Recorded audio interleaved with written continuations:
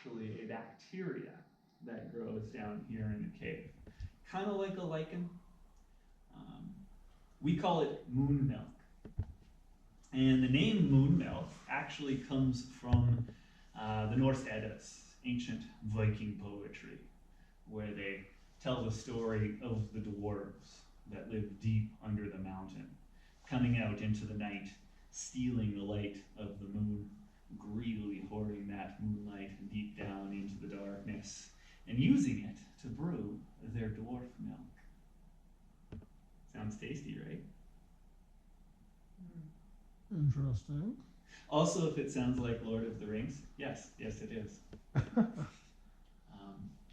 Moon milk, it's pretty neat though, because it's what biologists call an extremophile.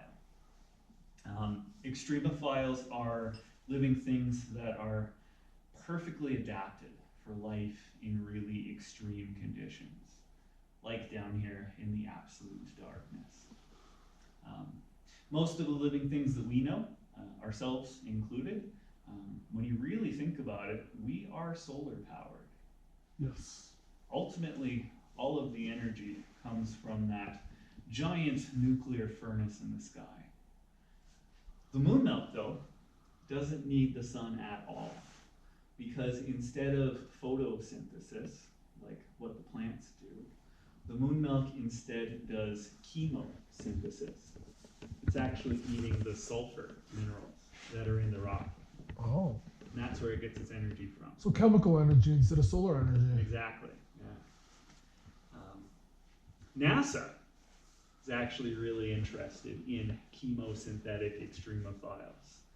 And they actually came a few years ago and they took some samples of our moon milk. They're interested because on other planets like Mars, we know that there are caves on Mars. We have seen the entrances with our telescopes. We're pretty sure that there's water down in those caves. What we don't know is if there might be anything alive down there. If there is, it could maybe be something a little bit like the moon milk. Or it could be something completely different. Probably there's nothing, but somebody someday is going to go down and find out. Not me though, because Mars caves are pretty far away. Moon caves though, only takes about a week to get to the moon. I would sign up for that. That would be an out of this world experience, both literally and figuratively. Certainly would. I do think though, when people go to Mars, caves are going to be pretty prime real estate. You don't want to spend too long on the surface because you get a really bad sunburn. Oh, absolutely. There's not much atmosphere, right? No.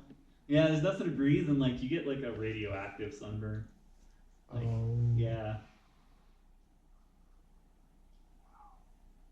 Incredible.